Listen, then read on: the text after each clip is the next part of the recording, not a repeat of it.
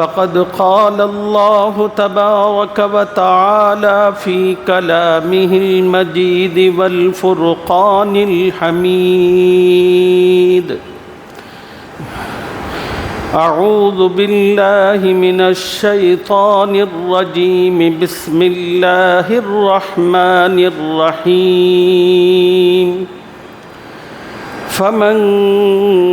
شهد منكم الشهر فليصمه. صدق الله العظيم.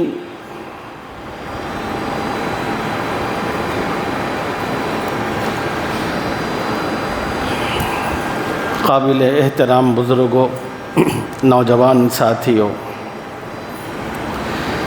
دین کی بات عظمت و احترام سے سننے والی ماؤں اور بہنوں، السلام علیکم ورحمۃ اللہ وبرکاتہ۔ آج کی اس بابرکت جمعہ میں آپ حضرات کی خدمت میں استقبال رمضان سے متعلق کچھ باتیں عرض کرنا چاہتا ہوں۔ اللہ تعالیٰ سے دعا فرمائے کہ اللہ مختصر سے وقت میں کچھ ایسی مفید باتیں آپ حضرات کی خدمت میں عرض کرنے کی توفیق عطا فرمائے، جو باتیں میرے اور آپ کی نجات کا سبب اور ذریعہ ہوں اور اس رمضان کو خوبصورت انداز میں گزارنے کا سبب بنے۔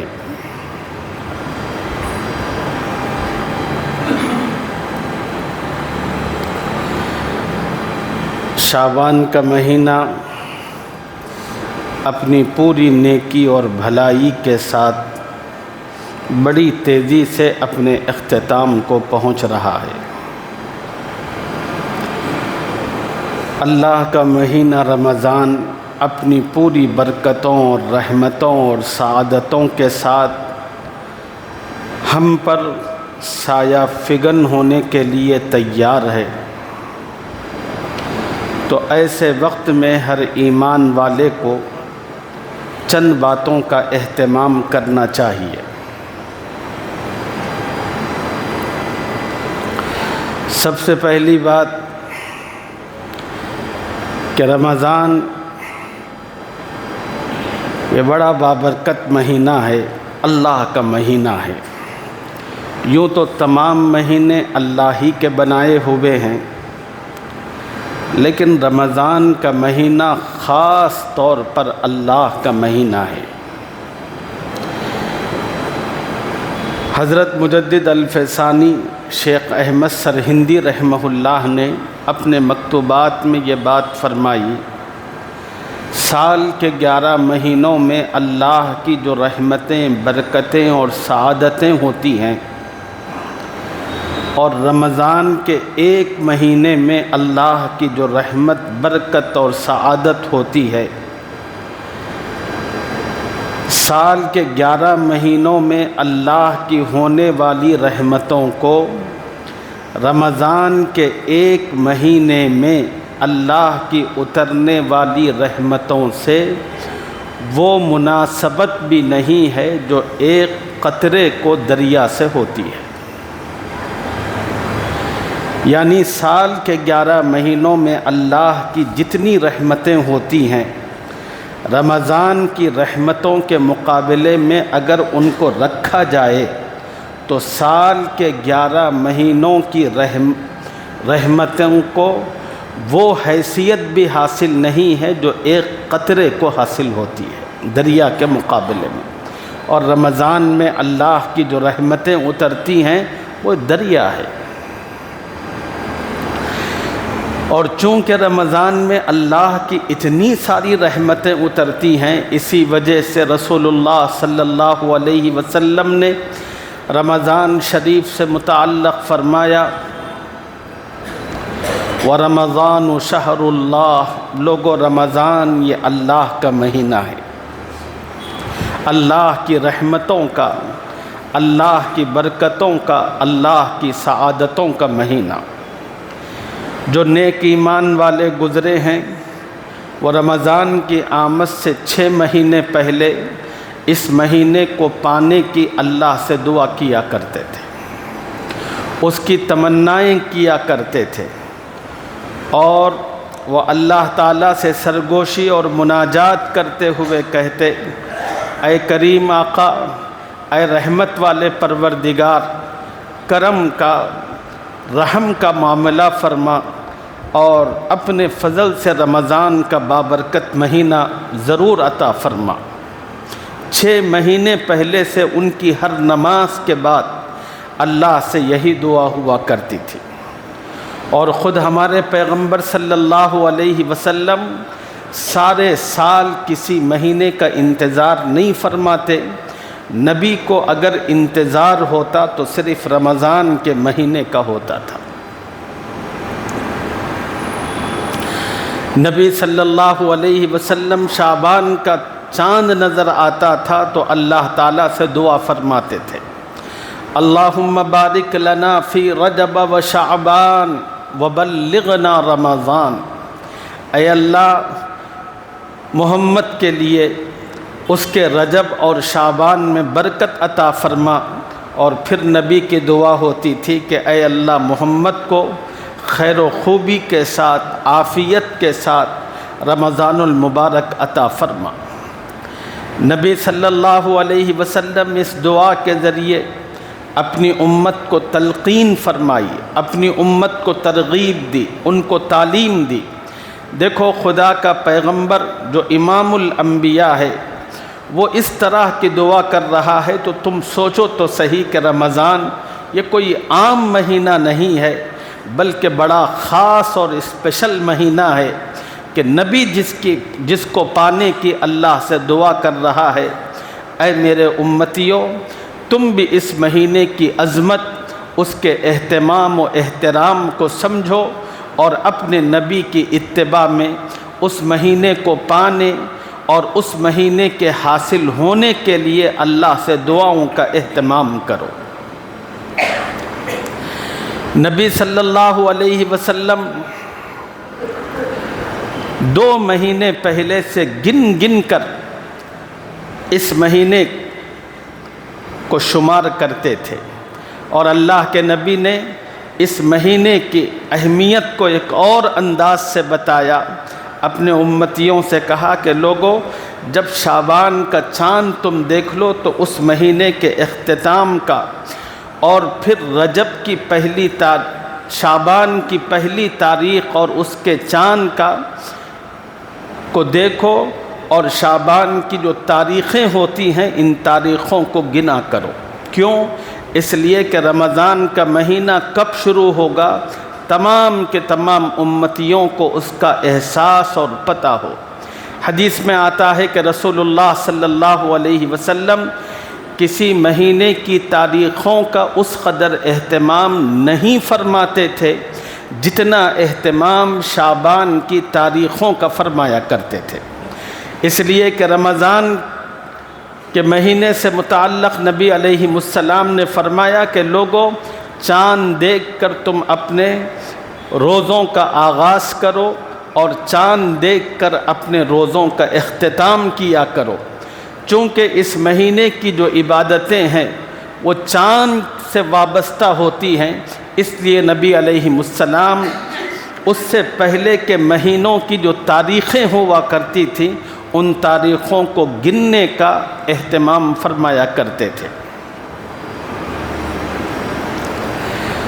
اور پھر نبی صلی اللہ علیہ وسلم نے ہر مہینے کے چاند کے نکلنے کے موقع پر اپنی امت کو مخصوص دعا سکھائی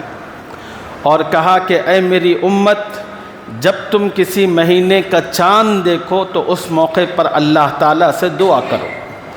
اور نبی علیہ السلام نے سب سے زیادہ اہتمام رمضان سے متعلق اپنی امت کو دلایا، کہا کہ دیکھو، شعبان کی تاریخ کو گنو اور رمضان کے چاند کا انتظار کرو، اور جب شعبان کی تاریخ مکمل ہو جائے تو پھر مغرب کی نماز کے بعد تم سب کے سب آسمان پر چاند کے دیکھنے کا اہتمام کرو۔ اگر وہ چاند آپ کو نظر آئے تو پھر نبی نے اس کی دعا سکھائی۔ نبی نے کہا کہ اے امتیو، اپنے دونوں ہاتھ اللہ کی بارگاہ میں اٹھا کر یوں کہو، اللہم اہلہ علینا بالامن والایمان والسلامت والاسلام والتوفیق لما تحب وترضى ربی وربک اللہ۔ اس دعا کو اللہ کے سامنے پیش کرو۔ اس دعا میں یہ ہے، کہو کہ اے اللہ، یہ جو چاند ہمیں آسمان پر نظر آ رہا ہے، اے اللہ اس چاند کو ہم پر امن کے ساتھ، ایمان کے ساتھ، سلامتی کے ساتھ، اسلام کے ساتھ، ایسے اعمال کے ساتھ جن اعمال کے کرنے کی وجہ سے آپ راضی اور خوش ہوتے ہیں، اے اللہ اس چاند کو ہم پر اس حال میں طلوع فرما۔ اس قسم کے دعا کا اہتمام کرے اور ان چیزوں کو اللہ سے مانگے اور طلب کرے، کہے کہ ہلال و خیر و رشد، اے اللہ اس چاند کو ہمارے لیے خیر کا، بھلائی کا اور ہماری ہدایت کا سبب اور ذریعہ فرما۔ اے اللہ اس پورے مہینے کے اندر آپ کی فرما برداری کرنے، آپ کی رضا چاہنے، آپ کی خوشنودی حاصل کرنے کی ہمیں توفیق عطا فرما۔ اے اللہ ایسے تمام کاموں سے دور رہنے کی توفیق عطا فرما جن کاموں کی وجہ سے آپ کی ناراضگی اترتی ہے، آپ کا غصہ اترتا ہے، جس کے نتیجے میں ہم آپ کے جہنم کے اہل بنتے ہیں۔ ایسی تمام کی تمام خرافات سے ہمیں اپنے کرم سے دور رہنے کی توفیق عطا فرما۔ اس قسم کی دعاؤں کے اہتمام کی اللہ کے نبی نے اس امت کو تلقین فرمائی۔ اور دوسرا کام اس امت کو رمضان کے استقبال میں جو کرنا چاہیے وہ یہ ہے کہ رمضان کی آمد سے پہلے اللہ کا شکر ادا کرے۔ شکر یہ کہ اللہ تعالیٰ نے ہماری بنجر زندگی کو، ہماری بے رونق زندگی کو اور ہمارا وہ دل جو دنیا کی محبتوں میں اجڑ چکا ہے، اللہ تعالیٰ نے اس دل کو آباد کرنے، ہماری زندگی کو بارونق اور خوبصورت کرنے کے لیے رمضان جیسا ایک خوبصورت مہینہ عطا فرمایا۔ اس پر صدق دل سے اللہ کا شکر ادا کریں، کہیں کہ اے اللہ یہ وہ مہینہ ہے جس کو پانے کی اتقیاء، اولیاء، انبیاء اور ہمارے رسول صلی اللہ علیہ وسلم دعائیں کیا کرتے تھے، تمنائیں کیا کرتے تھے۔ اے اللہ تو نے ہم گنہگاروں کو بن مانگے، بغیر طلب کے وہ بابرکت مہینہ ہم پر رحم کرتے ہوئے ہماری مغفرت کرنے کے لیے اور ہماری کامیابی کو یقینی بنانے کے لیے ایک مرتبہ پھر عطا فرمایا۔ اے اللہ اس پر میں آپ کا شکریہ ادا کرتا ہوں، اے اللہ اس پر میں آپ کو تھینک یو کہتا ہوں۔ یہ اہتمام ہر مومن کو رمضان کی آمد سے پہلے کرنا چاہیے۔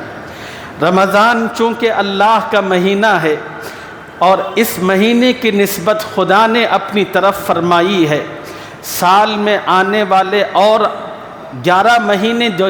ہوتے ہیں اس طرح کا مہینہ نہیں ہے، یہ اللہ کا بڑا خاص مہینہ۔ تو اس مہینے کی چونکہ اللہ کی طرف نسبت ہے، اس مہینے کی آمد سے پہلے ایک مسلمان کو بالکل چاق و چوبند ہونا چاہیے۔ ایک مسلمان کو ہر قسم کی مشغولیتوں سے اپنے آپ کو ہٹانا چاہیے اور اس کو فکر کرنی چاہیے کہ بھئی میری زندگی کے اندر اللہ کا مہینہ رمضان داخل ہونے والا ہے، میں اللہ کے مہینے میں داخل ہونے والا ہوں، اللہ کی قدم قدم پر رحمتیں برسنے والی ہیں اور اللہ کی ان گھٹا ٹوپ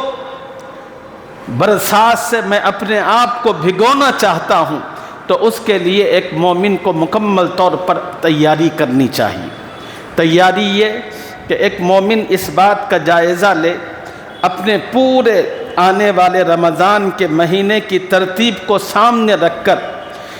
کون کون سے ایسے کام ہیں میری اپنی زندگی کے میں جنہیں اس ایک مہینے میں مکمل طور پر چھوڑ سکتا ہوں۔ تو اسی لیے ہمارے اپنے اکابرین کا حال یہ تھا، جتنے بڑے بڑے اللہ والے گزرے ہیں وہ رمضان کے داخل ہونے سے پہلے شعبان کی آخری تاریخوں میں اپنے جو شیخ ہوتے تھے، پیر و مرشد ہوتے تھے، اپنے تمام کے تمام مریدین کو اکٹھا کرتے تھے، اور جو گھر کے سربراہ ہوتے تھے وہ اپنے تمام خاندان کو اکٹھا کرتے تھے، اور اکٹھا کر کے ان کے لیے کچھ کھانے پینے کا اپنی استطاعت کے مطابق اہتمام کرتے تھے، اور شیخ اور مرشد اپنے تمام مریدین کو اکٹھا کرتے تھے، اور پھر جب سب جمع ہوتے تھے تو ان سے کہتے تھے بھائی بولا چالا خدا کے لیے معاف کر دو، مجھ سے کچھ غلطی ہو گئی تمہارے لیے اور تمہارے دل آزاری ہوئی ہے تو اس کو معاف کر دو، اب رمضان میں کسی قسم کی کوئی ملاقات کوئی بات چیت نہیں ہوگی، نہ میں تم میں سے کسی کے پاس آؤں گا، نہ تم میں سے کسی کو اس بات کی اجازت ہے کہ میرے پاس آ کر میری تنہائی کے اندر مخل بنو، میرے اور اللہ کے درمیان رکاوٹ بنو، اس کی میں تمہیں اجازت نہیں دیتا، تم اپنی جگہ اطمینان سے رہو، زندگی باقی رہی، رمضان کے گزرنے کے بعد پھر ملاقات ہوگی، پھر دعا سلام ہوگی۔ اور خاندان کے جو سربراہ ہوا کرتے تھے وہ بھی اسی قسم کی نصیحتیں کیا کرتے تھے، اور جتنے بڑے بڑے علماء اور اکابر ہیں ان کی جو دینی خدمات ہوا کرتی تھیں وہ اپنی تمام کی تمام خدمات کو معطل کرتے تھے، کہتے تھے کہ اللہ کا مہینہ رمضان آ رہا ہے اور اللہ سے ملاقات کا ایک ذریعہ ہے، اللہ اس مہینے کے ذریعے ہمیں اپنا قرب عطا کرنا چاہتے ہیں، ہماری نجات اور مغفرت چاہتے ہیں، اور یہ مہینے میں اللہ یہ دیکھنا چاہتے ہیں کہ میرا کون سا بندہ ایسا ہے جو نیکی کے ذریعے مجھے راضی اور خوش کرتا ہے، یہ اللہ دیکھنا چاہتے ہیں۔ رسول اللہ صلی اللہ علیہ وسلم نے ایک حدیث پاک میں فرمایا کہ روگو رمضان کے مہینے میں اللہ تمہارے تنافس کو دیکھتے ہیں۔ تنافس کسے کہتے ہیں؟ تنافس کہتے ہیں باہمی مقابلے کو، تنافس کہتے ہیں ایک دوسرے سے آگے بڑھنے کے جذبے کو۔ جیسے ہماری مسجد کے اندر اللہ کی رحمتیں ہوں نوجوانوں پر، وہ پوری کی پوری کوشش کرتے ہیں کہ ہر نوجوان یہ کوشش کرتا ہے کہ میری ہر نماز تراویح پہلی صف کے اندر ہو، وہ اس کے لیے 7:30 سے آ کر کوئی 7:15 سے آ کر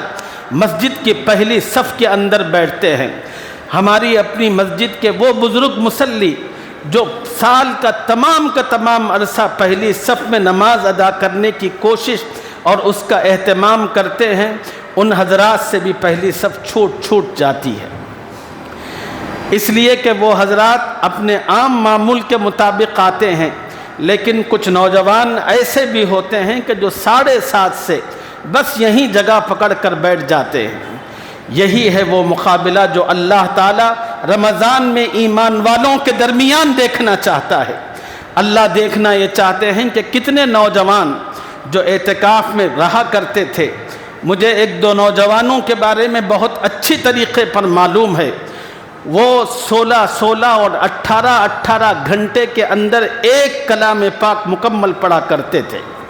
نہ ان کے لیے نیند ہوتی تھی نہ ان کے لیے کچھ ہوتا تھا۔ وہ کہتے تھے کہ آج شب قدر ہے، آج میں اللہ کو راضی کرنے کی کوشش اس طرح کروں گا، میں کسی اور جہاں کے واقعات آپ کو نہیں بتا رہا، ہماری اپنی بستی اور ہماری اپنی مسجد کے ماحول کے واقعات آپ کے سامنے رکھ رہا ہوں۔ یہی وہ باہمی تنافس ہے، یہی وہ مقابلہ ہے جو اللہ دیکھنا چاہتے ہیں کہ ایک مقابلہ چل رہا ہو، ایک فضا بنی ہوئی ہو بزرگوں کے درمیان، نوجوانوں کے درمیان، کون مسجد کو پہلے پہنچتا ہے۔ ہر بڑا، ہر نوجوان اپنی جگہ اس بات کا تہیہ کرے میری اس مہینے کی کوئی نماز تکبیر تحریمہ کے بغیر نہیں ہوگی، یعنی تکبیر تحریمہ چھوٹ جائے ایسا نہ ہو، میری ہر نماز تکبیر تحریمہ کے ساتھ ہوگی۔ اور ہر ایمان والا اپنی جگہ کوشش کرے، جو ہی مسجد کی اذان ہو، اذان کے ساتھ بلکہ اذان سے پہلے اس پورے مہینے میں اللہ کی بارگاہ میں پہنچنے والا بنوں۔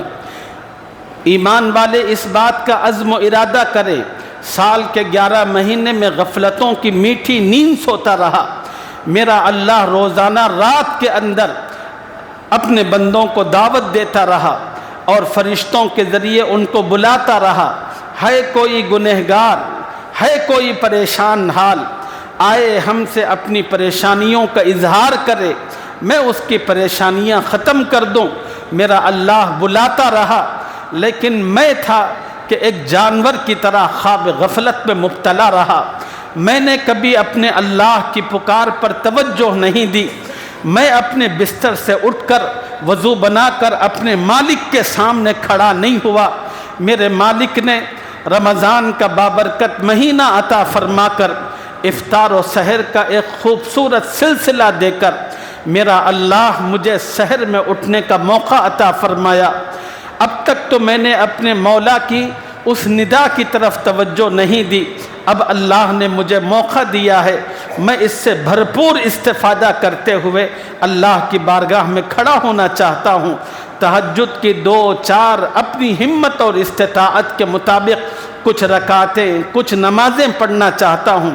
اس قسم کا جو اہتمام، اس قسم کی جو فکریں ہوتی ہیں، یہی وہ فکر ہے جو اللہ دیکھنا چاہتے ہیں۔ اللہ رمضان کے مہینے میں تمام ایمان والوں کے زندگیوں میں، ان کے گھروں کے اندر اپنے کلام پاک کی تلاوت دیکھنا چاہتے ہیں۔ اللہ تعالیٰ رمضان کے مہینے میں ہر ایمان والے کی زبان پر اپنے نام کی تسبیح دیکھنا چاہتے ہیں کہ وہ اٹھے بیٹھے، چلتے پھرتے، جاگتے لیٹتے اللہ اللہ کہہ رہا ہو، سبحان اللہ الحمدللہ کہہ رہا ہو، لا الہ الا اللہ محمد الرسول اللہ کہہ رہا ہو۔ یہی وہ تمام کی تمام چیزیں ہیں جو اللہ دیکھنا چاہتے ہیں۔ چنانچہ جب اللہ اس منظر کو پسند کرتے ہیں تو گھر کے ذمہ داروں کو بھی چاہیے کہ اپنے گھر کے ماحول کو بھی مقابلے والا بنائے۔ گھر کا جو ذمہ دار ہے وہ اپنے تمام بچوں کو جمع کرے اور جمع کر کے کہے کہ دیکھو پہلے رمضان سے کہ ہم یہ دیکھیں گے کہ کون اس گھر کے اندر سب سے زیادہ قرآن پڑھتا ہے، کون ہمارے گھر میں سب سے زیادہ لا الہ الا اللہ کی تسبیح کا اہتمام کرتا ہے، کون ہمارے گھر کے اندر سب سے زیادہ درود شریف کا اہتمام کرتا ہے، کون ہمارے گھر کے اندر سب سے زیادہ استغفار کا اہتمام کرتا ہے۔ ایک مقابلے کی فضا قائم کرے، گھر کا سربراہ اعلان کرے جو سب سے زیادہ عبادت کا اہتمام کرے گا میں اس کو یہ انعام دوں گا۔ گھر کے بچوں کے اندر ایک شوق پیدا کرے تاکہ سب کے اندر ایک مقابلے کا جذبہ پیدا ہو، اور اللہ تعالیٰ یہی جذبہ دیکھنا چاہتے ہیں۔ ہمارے اپنے محلے کے اندر ہمارے مصلیوں میں ایک صاحب ہیں، انہوں نے بڑی خوبصورت بات ایک موقع پر مجھ سے کہی۔ انہوں نے کہا کہ مولانا، ہم لوگوں نے ہمارے اپنے گھر کے اندر ایک نظام اور ترتیب ایسی بنا رکھی ہے کہ ہمارے دن کا کوئی وقت اور کوئی حصہ خدا کی کلام کی تلاوت سے خالی نہ ہو۔ فجر سے لے کر 2 گھنٹے تک ہمارے گھر میں فلاں آدمی تلاوت کرتا ہے، پھر 2 گھنٹے کے بعد بیوی تلاوت کرتی ہے، پھر 2 گھنٹے کے بعد بچہ تلاوت کرتا ہے، پھر 2 گھنٹے کے بعد ایک بیٹی تلاوت کرتی ہے، پھر کوئی اور تلاوت کرتا ہے۔ اس طرح کا ایک معمول ہے جو انہوں نے بنا رکھا ہے۔ یہی وہ معمولات ہیں جو اللہ دیکھنا چاہتے ہیں۔ اللہ رمضان میں اپنے بندوں کو بازار میں دیکھنا پسند نہیں کرتے۔ رمضان کا مہینہ آوارہ گردی کے لیے، بازاروں میں گھومنے کے لیے نہیں ہے، یہ مہینہ اللہ نے مغفرت کے لیے، اس امت کو نوازنے کے لیے، اس امت کو بخشنے کے لیے، اس امت کے فرما برداروں کے درجات کو بلند کرنے کے لیے عطا کیا ہے۔ یہ مہینہ اللہ تعالیٰ نے ٹھٹے بازی کرنے کے لیے، کھیل کود کرنے کے لیے، تماشے کرنے کے لیے، لیڈو کھیلنے کے لیے، کرکٹ کھیلنے کے لیے، اور نوجوان جس طرح کی مجلسیں جماتے ہیں اور کیرم بورڈ کرتے ہیں، ان قسم کے تماشوں کے لیے اللہ نے یہ مہینہ نہیں دیا۔ اس قسم کے تماشوں کے لیے سال کے 11 مہینے پڑے ہوئے ہیں۔ رمضان اللہ تعالیٰ نے بالکل الگ رکھا ہے۔ اللہ تعالیٰ اس کے ذریعے آپ کو نوازنا چاہتے ہیں، آپ کو اپنا قرب عطا کرنا چاہتے ہیں۔ سال کے 11 مہینے ہم نے دنیا کی نجاستوں میں اپنے آپ کو جو لت پت کر لیا ہے، اللہ رمضان کے مہینے میں ان تمام نجاستوں سے ہمیں دور کرنا چاہتے ہیں اور اپنا قرب عطا کرنا چاہتے ہیں۔ جس طرح چھوٹا بچہ پاخانہ پیشاب کرتا ہے، بعض مرتبہ بچہ اس پاخانے پیشاب میں اپنے آپ کو لت پت کر لیتا ہے، ماں کی نظر پڑتی ہے، ماں ایسا نہیں ہوتا کہ اس بچے کو دیکھ کر تھپڑ مارتی ہو اور اپنے بچے سے کہتی ہو کہ تو نے کیا حرکت کی اور اپنے آپ کو نجاستوں سے لتھڑوا لیا، بلکہ ماں کی ممتا اور جاتی ہے۔ اس بچے کو دیکھ کر اس پر بے انتہا ترس آتا ہے، ماں اس بچے کو وہاں سے اٹھاتی ہے، حمام میں لے کر جاتی ہے اور پانی ڈال کر سب سے پہلے اس بچے کے جسم سے اس گندگی اور نجاست کو دور کرتی ہے۔ گندگی نجاست دور ہو گئی تو پھر ماں صابن ڈال کر اس کے جسم کو صاف کرتی ہے، اور ایک نہیں، دو نہیں، 2-3 مرتبہ پوری قوت اور طاقت سے رگڑتی ہے۔ وہ قوت اتنی ہوتی ہے کہ معصوم سا بچہ اس کو سہار نہیں سکتا،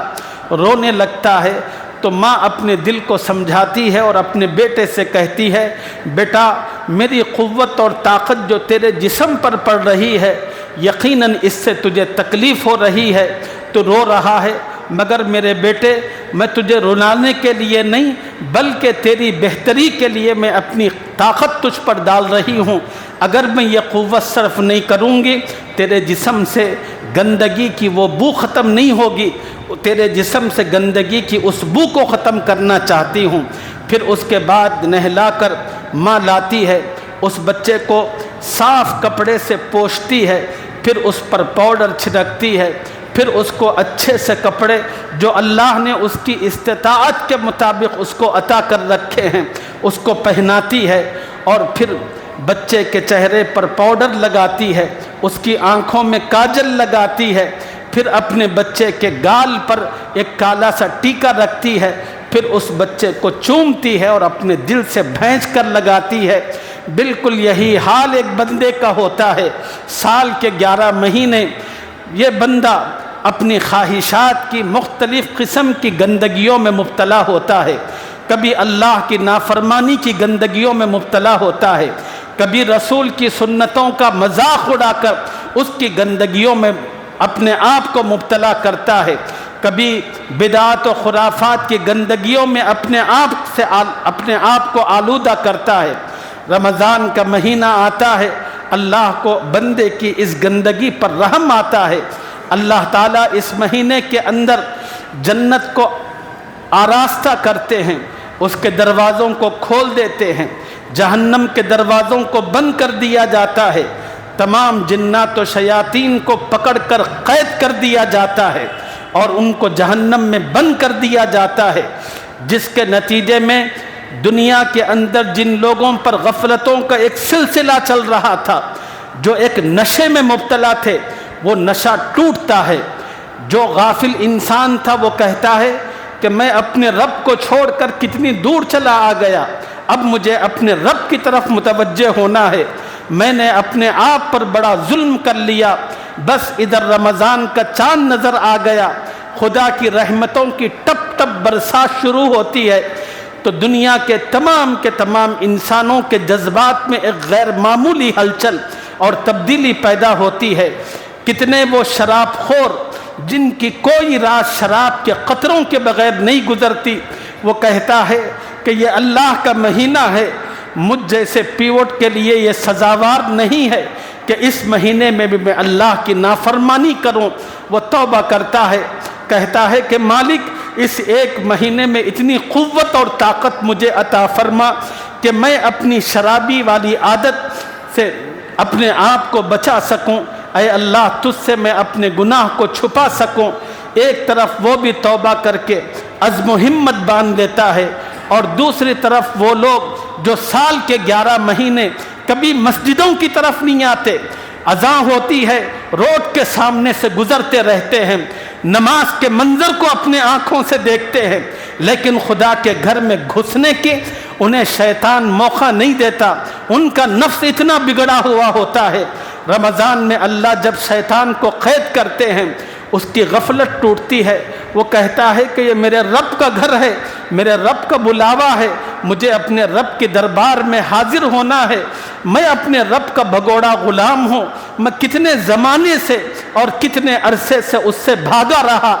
آج میں اللہ کے پاس جاتا ہوں، اس کو سامنے روتا ہوں، اس کو مناتا ہوں۔ دوستو رمضان اس لیے ہے، اسی لیے رسول اللہ صلی اللہ علیہ وسلم اس کا انتظار فرماتے تھے، اس کو پانے کی اللہ تعالیٰ سے دعا کرتے تھے۔ یہی اہتمام مجھے اور آپ کو بھی کرنا چاہیے۔ رمضان کا یہ مہینہ اللہ نے مجھے اور آپ کو بھی دیا ہے۔ جس طرح زندگی میں اب تک رمضان ہماری زندگی میں آیا اور گزر گیا، یہ رمضان ایسا نہ ہو، یہ رمضان ہماری تبدیلی اور انقلاب کا ذریعہ ہو۔ اب تک کے رمضان ایسے گزرے کہ ویسے گزرے، اس کی کوئی پرواہ نہیں، لیکن یہ رمضان ہم سے مس نہیں ہونا چاہیے۔ ہر مومن، ہر میری ماں، ہر میرا بھائی، ہر میری بہن اپنی جگہ یہ تہیہ کرے، اس رمضان میں ضرور اللہ کو راضی کروں گی، اس رمضان کو ضرور میں اپنے لیے اللہ کے رحمت کا سبب بناؤں گی، اس رمضان کو ضرور میں اپنی مغفرت کا ذریعہ بناؤں گی، جہنم سے آزادی کا پروانہ حاصل کروں گی۔ اللہ اس قسم کے جذبات و احساسات اپنے اندر پیدا کرنے اور اس کی اللہ تعالیٰ سے توبہ کرنے کی مجھے اور آپ کو توفیق اور سعادت عطا فرمائے۔ آمین یا رب العالمین، وآخر دعوانا ان الحمد للہ رب العالمین۔ ایک اہم اعلان